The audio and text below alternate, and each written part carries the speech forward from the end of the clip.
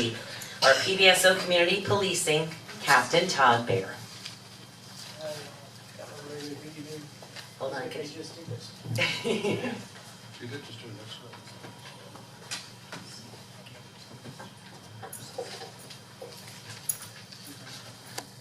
Good evening all. I'd like to start off by introducing my new lieutenant. That's Lieutenant Anthony A.J. Johnson. Lieutenant Gruber has moved on to the Special Investigations Division where he spent the majority of his career. And with all the retirements and promotions and opportunities, there's a lot of change, as I've said before. Hopefully it's all slowing down now, and I was lucky I traded an A player for an A player, and I'm not just saying that, so it should be seamless for you all. I'm back. The last presentation, as you know, was the crime data, so I'm on community policing again, which is a softer, happier one. I'm going to touch on a bunch of the programs and partnerships and whatnot that we've been doing the last 6 months. And then at the end, I'll follow up on some of the stuff with the overdoses and the prostitution that we were fighting that I mentioned in the crime data presentations, because there's been more. These are some of the ones I'm going to touch on. The code partnership, this is something we started in April. We've talked about it before. It's similar, but not the same thing as what we used to do years ago with the CAT team. It's a version that works now with the two agencies. So far, it's been very effective. We're not looking for the minor violations like yard grass, things like that. We're fighting the worst first, things like that, the complaint houses, locations where maybe there's code issues and crime issues that we can fight them together. And thus far, it's been very, very beneficial. We're also hitting on the complaints, like the red tag vehicles. You'll see we get a lot of complaints about the red tags, especially in certain locations. That one's on North G. So we've been hitting those areas. And then the nice thing is the following week we come back, and if the notices have all been done properly, we can remove the vehicles that didn't comply. So it's having a good effect on both sides so far, with code and law enforcement. So we're very happy with the way that's going. We're going to try to expand it a little bit. This is one of my favorite programs. I've mentioned that before, the Breaking the Cycle. You've seen Mrs. Hinson in here presenting. This is where we take some of the most at-risk children from South grade. We can do 20 at a time, and we put them in this program. And it's amazing to watch over the course of the 8 weeks how they develop, how much more they trust us. They go from being leery of us to wanting us to come to their elementary school graduations.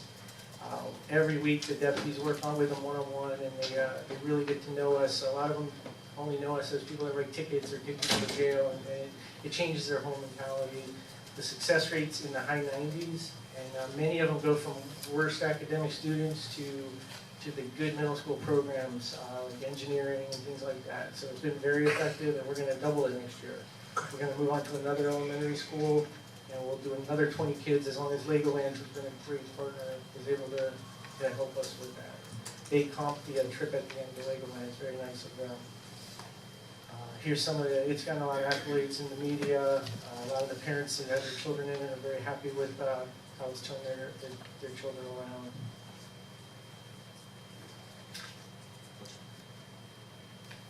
The anti-bullying is another program. We're the only ones that I know of in at least the state of Florida. We've had a lot of other agencies come in and watch. We started this at North grade. I believe Mr. Rice has participated. It's another great program. We teach kids how not to be a bully and what the bullying can do to the other students. And a lot of the kids in this elementary school are big men and women on campus, and then next year they go to middle school and they're the little fish in the big pond. So we approach it from that angle, and it's also been very successful. We reward them by playing kickball, and we give them what we call bully bucks, which they can use at the cafeteria and things like that. So we're going to also expand that, and we're going to move that to another elementary school, so we'll double that as well next year. How do we fund a lot of these things and many of the other programs we do? Our main source is the charity golf scramble we do every year. That funds probably 90% of all of these things that we do. Last year we did it at the Atlantis Golf Club. They worked very well with us. We use that money for the programs I mentioned, several others, and we've given Christmas presents. We average over 300 to 400 kids a year at Christmas time. So that's been very successful. And this year, this past year, we let the principals and the staff from the different elementary schools handpick, and help us decide who was the most needy. So it's been very effective that way. We also do Shop with a Cop. That's an agency program. It's also very good. We take kids from the city of Lake Worth, and we do Shop with a Cop on a countywide scale. It's amazing to see hundreds of us flood the whichever Walmart they do it at here, and there'll be 400 or 500 kids and 400 or 500 deputies. So it's pretty intense to watch, unless you're in line. Safety Patrol Picnic. That's another countywide thing. We do it like Lego. It's a great day. There's hundreds of kids. That's a reward for doing safety patrols at all our elementary schools. A lot of the faces in the room are on our last crime walk. We're going to try to do 3 or 4 a year. I know it gets kind of, we want to do one again this summer. It gets really hot, so maybe we'll do it earlier or later in the day. The last one we cut a little short because it was getting pretty hot. But these are effective, and we had, as you can see, a great turnout. We did mango groves in downtown Jewel. We're going to move it around by neighborhood, and for all the neighborhood association members, you can request to get in the queue to have us do one in your neighborhood. We hand out over 100 make the call y'all cards. Now we're on to the follow-up stuff. Prostitution is an ongoing battle, as you all know. We're still battling. We've conducted 5 major operations this year, and then we've done which is above and beyond our day-to-day regular patrols, where we try to throw out some undercover guys and whatnot. Those 5 operations, we got 61 so far, which is pretty good. We are having success by working with our state attorney, our assigned assistant state attorney. We've mapped several. That's been successful. We violated a few for violating the mapping, so that's been successful. One of them just got 364 days in the county jail. I've never seen that. I've probably picked up 100 plus myself over the years, and I've never seen one get more than a couple months. Could you describe mapping, just for people that don't know what that Mapping enables us to allow uniformed deputies to combat the problem. The problem with picking up and fighting prostitution is we have a limited number of undercover cars and a limited number of undercover faces. And once they know I used a red Chevy, if he mistakenly uses the same red Chevy, we call that being burned, where now they know that's one of our cars. So it gets real dicey when you have a limited number of combinations. Mapping is a voluntary thing where they agree, almost like a be and pass, to stay out of certain areas, which for us is Federal, Dixie, Lake, Lucerne, 6th, and 10th, and Military Trail in the county. And they agree to stay off of those streets unless they have legitimate purposes for a specific period of time. If we see them there not conducting legitimate business, a uniformed deputy can stop them, fill out what we call a field interrogation report, real quick report, take their picture, and we go and get them violated. And that's like violating probation. They agree to a certain amount of time in jail, like 30, 60, 90 days. So it's been very effective. It lets uniformed deputies combat the problem too, which increases our presence tenfold on the issue. So it's been successful. It takes a lot of work. We send a deputy every time to the next first appearance, and the state attorney who's been working with us goes to the first appearance to make sure nobody falls through the cracks. But it's worth the effort. It's starting to hopefully starting to see a difference. We're still out there fighting it. This was the most recent one. A few of them went through. The most recent one, we got 14 in one day. So it's still an issue. But it's encouraging when you start to see some legitimate, 364 days, I've never seen that. That's 5 or 6 times what sentence I've ever seen.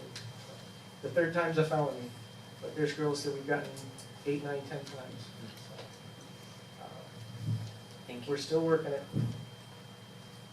That was another one.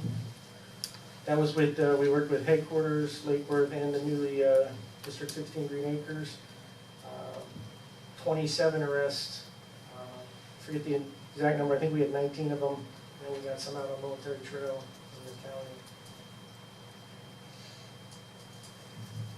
Street Sweeper 2, that was a combination of prostitution and drugs. That focused on mainly in the south end of the city. Back on some of the partnerships, we just did another Fall Mountain ID event, the North Grade, these are very successful. The numbers are dwindling though, we're not getting the same numbers we used to get. I think that, that most of them are all getting their identification. This helps them in many ways, but also helps us, because now we have identification, we can identify them, maybe we don't have to take them, we can write them a ticket instead of taking them to jail, things like that. Plus we help them, make sure they get bank accounts. It's part of the reason they're targeted, is they're notorious for having cash on them. So this helps them be less likely to be targets of robberies. So it's been very successful, we've been doing it for years, and the numbers are going down, which I think is a good thing. We just did a human trafficking outreach. We went to all the stores where a lot of the undocumented people frequent, and we handed out flyers. There's no doubt there's human trafficking going on in the county. So anytime we can do anything to fight that, we do. I'm not aware of any in the city right now, but I'd like to keep it that way. But I do want to vet those locations within the county. So we just did a nice op. Sober homes and overdoses are still a hot topic. This is scary. Since January 1st, we've had 88 overdoses in the city of Lake Worth, 7 miles. 70 survived, and 18 fatal, including one yesterday. It's a great thing that we're compacting. We have 2 fire rescue stations, and they work miracles every day coming out to these, reviving people. But that's 88. We're cruising towards almost 200 overdoses this year, with maybe 36 fatals. That's unbelievable numbers. We've never had. That's triple the amount of any other, homicides or car wrecks or anything like that. Those are astounding numbers. And countywide, if I put the county map on, it's really amazing. And every one of those dots, the blue dots were revived and the red dots are fatal. And the yellow dots were where we made significant heroin arrests. But those dots are people. Those are 88 people. So we just met, we just had a big meeting over at Fire Rescue Headquarters about it with agencies from all over, from DAF, the Fire Rescue, to us, to Delray Beach PD, social workers. There was about 100 people in the room, and there's stuff in the works. But that's a scary map. This, I'm working on something with the city manager with the staffing. This was one of the graphs I sent over from my analyst that jumped out at me the most. We get asked quite a bit. I mean, we're rocking and rolling out there. We are busy, and you all know that. When I looked at this, it kind of puts a face on it. That's 2011 to 2015, and then the white boxes with the numbers, that's calls for service. They're both self-initiated and dispatched. We've gone up 10,000 calls from 2011 to 2015. That's 27 a day. So we're definitely busier. And then the blue L-shaped line, that's the staffing. We were at 91 in October 1st of 08 when we merged over. And then in 2011 we were at, it looks like 79, 80, and now we're at 70. We've been holding steady at 76. I believe it was brought down twice by the previous city manager and commission. And it's held the same since 2012, but the call volume has not held the same or gone down. We had that one outlier year, and then it's gone up on the other years. So 10,000 calls more in a year is quite a bit. That's it. I'm ready for questions. Thank you. Commissioner Alonso? A couple of things, Captain. The ID, I didn't hear about that until the day it was happening. And usually, we have a lot of press around it and different things going on, so maybe we can do a better job next time on getting it out. I don't know which group was actually in charge of it this time, but usually we do get a good turnout, but like I said, I didn't hear anything. I heard it from a mother that morning when it was going on, so. I'll email all of you. That one, I'll take that one, our responsibility. We've changed out a couple, it's still the community police, and Sergeant Rash. We had 3 different community policing sergeants in the last year due to all those changes, so. But Sergeant Rash should be really steady for a while, and I'll own that one. Okay, and then can we get a copy of what you showed us tonight? Just so we can, we know the numbers as people are calling us and looking for statistics. Pool, I heard you mention Lake Idle. Is there any way of getting that event moved to our pool? I could try, it's Because 95% of safety patrols in the entire county, I mean, it's a lot. it would help us PR and market what we're trying to do at our pool if you have all these kids visiting a pool. Sure. And, you know, the parents are saying, oh, I never knew this pool existed, so it could help us. I can try, that falls under community services, but Okay. I'll do my best. And then it was concerning to me that we've jumped up to 88 because when I attended the roundtable with Director Pudd and Representative Frankel, we were a little over 30. So, you know, that's jumped a It's lot. getting And I worse, know not that better. we've had a lot of heroin ODs recently because we see the emails when they A come. lot more surviving, but we're having a lot more. Because I think that was April, and it's more than doubled since then. Yeah. But the number of fatal has been less in the last That's couple great. of around the county, and we're consistent. It's going up consistently countywide, and I hate to tell you, but it's gonna get worse before it gets better. They're carrying the antidote, right? Narcan, The Narcan. it's just the brand name. Also sell No, it, police so- doesn't. They now sell that at CVS. It tells you there's a problem. But there was another problem with that recently too. When they hit them with Narcan, they get up and run. Sometimes. So there were a couple cases where they were running and that created another hole. Different Are you people carrying handle it? it differently. We are not. The sheriff has elected you not for various reasons. At But this fire point. rescue does. The only law enforcement agency I'm aware of locally is Delray Beach is carrying it. Fire rescue does, and within District 14, the good thing is we're compact. And we've got the fire station north and west, and we've got one central, so you guys are there quick, and they're doing a great job. And people come out differently. You never know. And that's one of the main reasons the sheriff stayed out, because we're wearing the law enforcement hat. Sometimes they come out fine, sometimes they come out combative, sometimes they come out and run in front of traffic.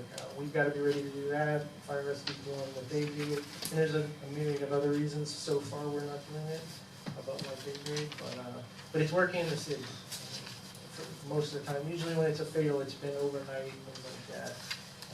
When it's recent, it's amazing to watch how magic they can bring people back. Naloxone saves a lot of people. Thank you. Vice Mayor? Thank you. I think if your presentation went a little, I saw that, I had to step out for a minute. I posed a question here before about the communication with the city and code with respect to nuisance issues, you know, certain types of crimes or calls for service, that are we turning them over to the city for code action and how are we monitoring that, and, you know, just kind of curious as to. We communicate regularly from the deputy level up to mine with code enforcement. We're doing, I can't say every road patrol call we go on where there are possible code violations, but a lot of them if it's significant. And our community police and street team guys regularly, because they know that's a tool in their toolbox, that maybe we can't get them in this end criminally, but there's a ton of code violations. And they communicate regularly with the code enforcement officers. And Glenn, have you looked into whether or not we can start, you know, identifying specific behaviors or crimes or whatever that we automatically trigger? Well, we've been looking into a lot of different areas. We've been working a lot with the captain. I know Brian and our office met last week with the sheriff's lawyers to see what else we could do, you know, across the spectrum of code enforcement, heroin overdose. I think you all got the email I sent out about the heroin overdose committee that he talked about. I was at that meeting today, actually, not at the committee, but at the Southeast Behavioral Health. So, you know, we are doing everything we can to work together with PBSO and code to just improve. And I know Mike and I think William are going to be making, during the budget process, maybe some suggestions as to staffing. Thank you both. Commissioner Boyd? Thank you, Councilman Barrett, for that. Number of things that I was very happy to hear. I'm glad to see that the red tag thing is moving along, and that's something that let's make sure that it moves quickly. I think we're all very aware that if we tag something that says we're going to, you know, bad things will happen if you don't do something in 5 days, and then it doesn't get moved, that doesn't send a good thing. I don't think that's coming from your side, but let's make sure that follow through from code enforcement happens quickly. And I'm very pleased that you're doing the joint work with code enforcement. I think that does seem to be one of the places that we can be somewhat preventative on things, so good on that. On the mapping project, I'm glad that, and thank you, Mayor, for asking for the clarification on that. Is there any risk, or should residents have any concern that if the mapping goes, I think you mentioned Federal, Dixie, and a couple others, is there any risk that that pushes people off of the main thoroughfares and into neighborhoods, which of course, not necessarily an improvement? Does that just in practice not happen, or are there any unintended consequences perhaps with the mapping? Always trying to think of unintended consequences. But, Yeah, I know. yes and no. Typically right now it's happening. The reason that it's so hard to eradicate is for 30, 40 years, it's been common knowledge if you want to pick up a prostitute, you come to US 1 in West Palm, Lake Worth, places like that. It's so hard to change that culture that's where you want to get groceries, you go to the grocery store. You just know that it's hard to change that culture to where, because I get asked, why don't they pick them up on Maker Street in, Juneau, like, because that's not where for 40 years people have done it. So that's why it's so hard, even though we make more arrests and combat it more than any other district in the agency, that's where they know to go. So, but they're already doing what you're saying because they get picked up there, but then they want to go somewhere secluded, like the neighborhoods, which is one of the reasons it's such a problem. Nobody wants that happening in front of their driveway on one of the offshoots of US 1. So yes and no. No, I don't think we're fighting it on these map areas. They're going to move to L Street. No, because it would take years for the customers to figure out that, hey, they're all on L Street now, they're not on Federal. So no, but they do bring them into the neighborhoods. And it leads to other crimes. A lot of them, they don't want to be doing what they're doing. They're doing it mainly most for drug or alcohol reasons, or they have no other, if they had any other options, most of them would take it.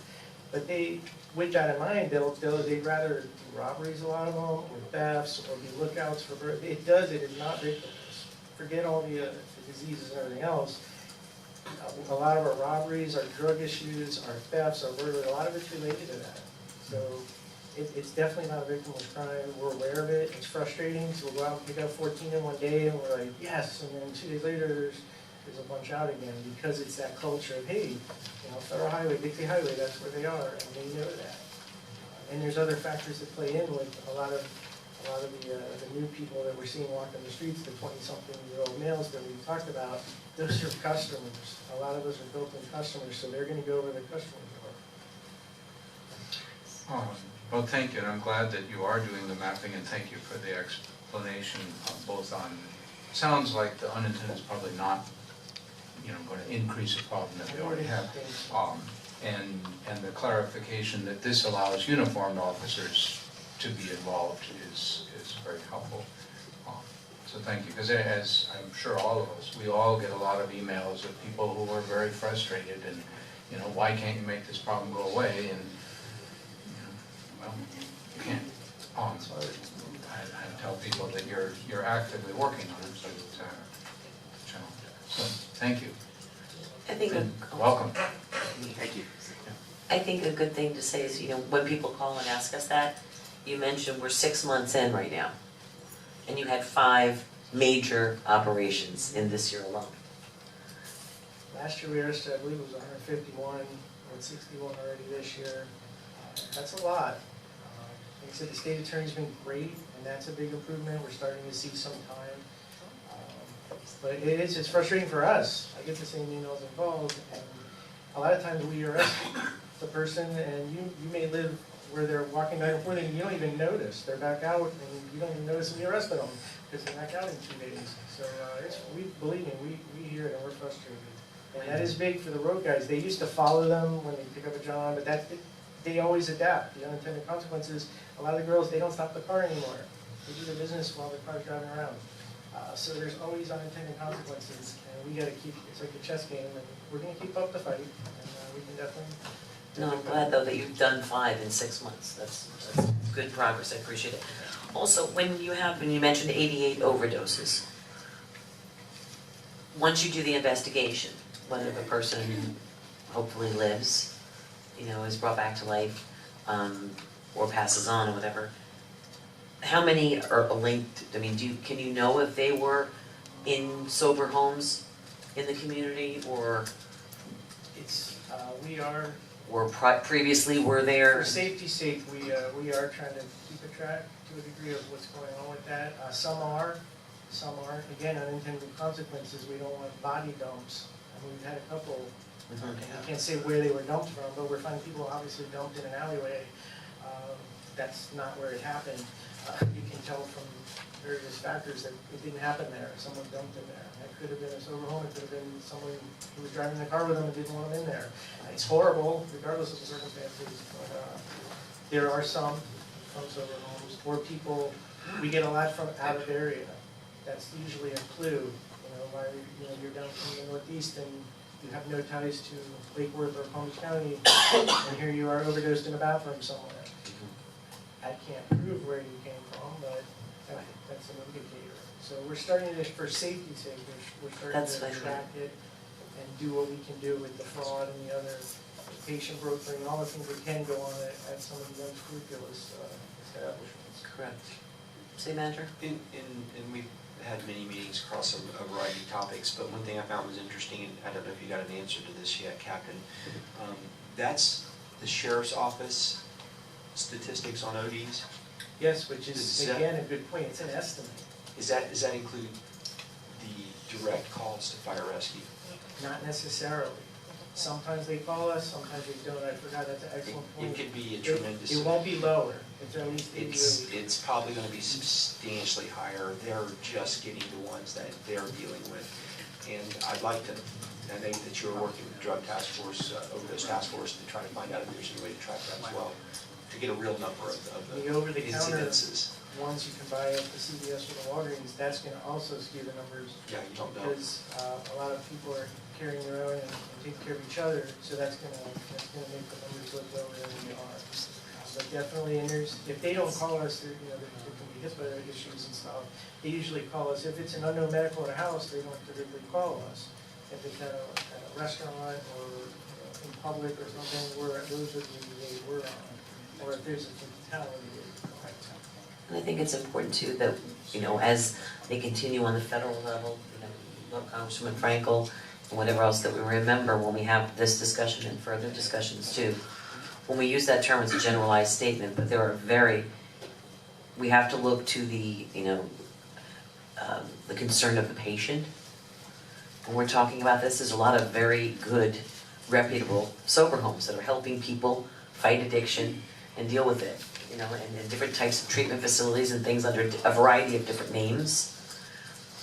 When we have these discussions, we're talking about the people that are the bad players in the industry and whatnot, but we can't remember that there are people that need help too. We don't want to put a blanket over it as a city to forget that there are people that need treatment. We're looking for people that are not protecting the welfare of their patients. And it's kind of an important thing to make note of. Anyway, thank you very much, Captain, I appreciate it. Thank you. All right, commission liaison reports.